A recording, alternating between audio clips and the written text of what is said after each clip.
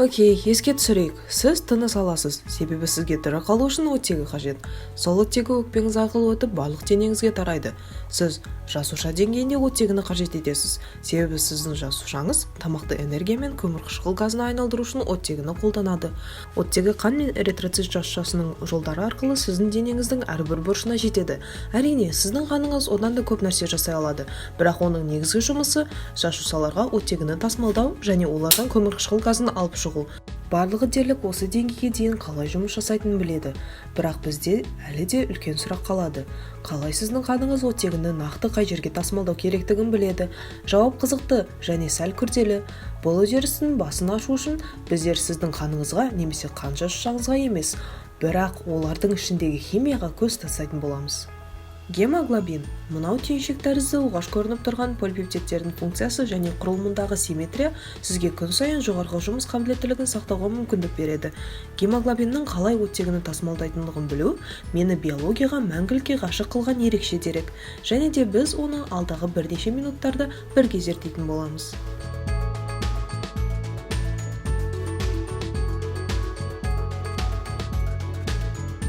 Сонымен, негізіне тоқталайық. Гемоглобин дегеніміз сіздің шашыңызды немесе жасушаларыңызды құрайтын бірдей нәрселерден жасалған ақуыз.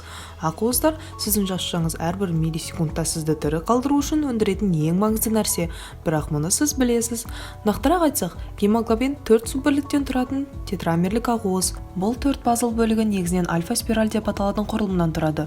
Бұл спиральдардың біріктірілуі әдісі өте маңызды, бірақ біз оған бірер минутта жетеміз. Барлық 4 суббірлікте де қамтылатын мұндағы шоудың басты жұлдызы кемдік темір.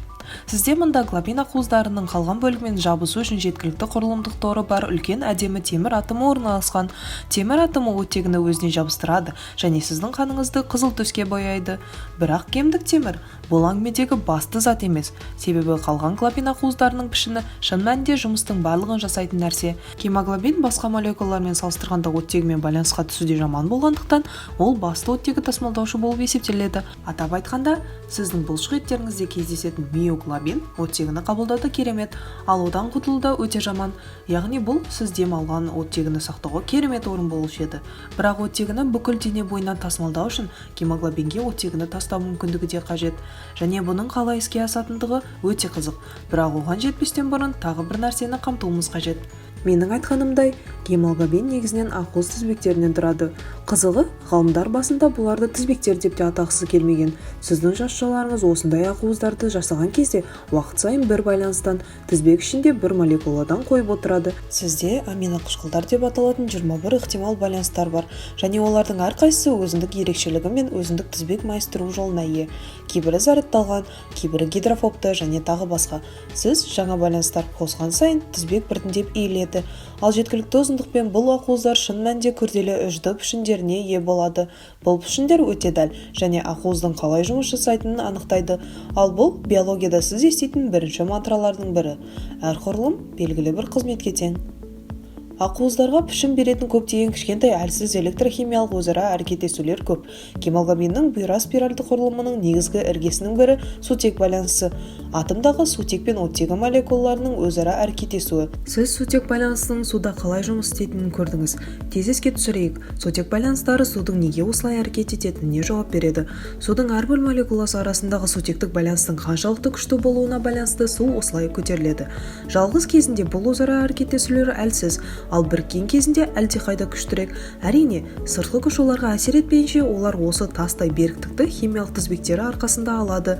Және бұл өте қызықты нәрсе, сондықтан да бұны бірінші орында көрсеттім. Кішкентай әрекеттесулердің сан алуан түрлі болғандықтан, кейбір ақуыздар аздап икемді болып келеді. Олар жағдайға байланысты шиеленісіп, босаңсып, қисайып кетеді. Егер ол тым ыстық немесе тым суық болып кетсе, ақуыз өз пішінін өзгертеді. Егер олар аздап қышқыл немесе сілті әсеріне ұшыраса, тағы да пішінін және функциясын өзгертеді. Себебі біз білетіндей, құрылым функцияға тең және өмір жұмыс істеу үшін айрықша жай-күйді қажет етеді. Сондықтан сіздің денеңіз сізді белгілі бір температуралық диапазонда және нақты pH жағдайында ұстап тұруға тырысады. Себебі бұл жағдайлар гемоглобиннің оттегімен қаншалықты жақсы байланысатынына әсер етеді. Сонымен ақырында гемоглобиннің оттегі жинау мен шығаруда қаншалықты жақсы екеніне тоқталайық. Қазір гемоглобин ең босаңсыған күйінде.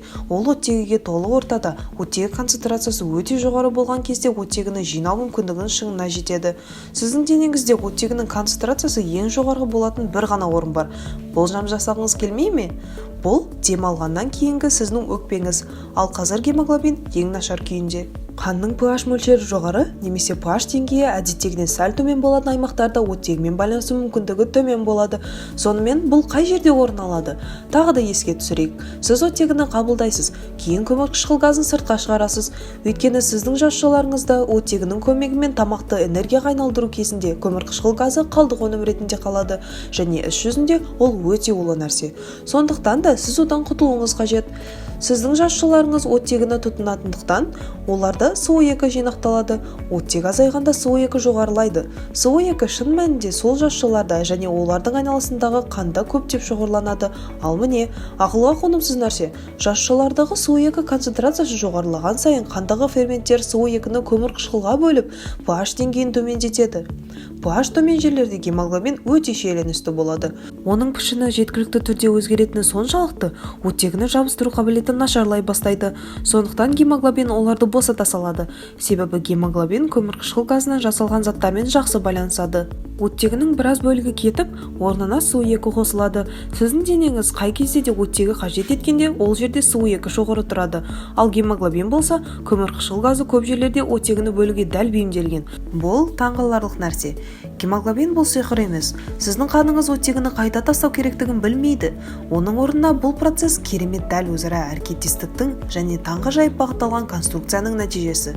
Сіздің денеңізде болатын кез келген химиялық реакцияның мақсаты бар, және олардың барлығы сізді тірі қалдыру үшін, қозғалыста ұстау үшін, істеп жатқаныңыздың бәрін қолдау үшін жұмыс істейді.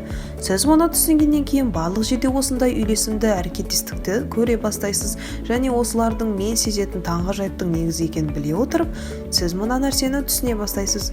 Өмір осылай жұмыс істейді.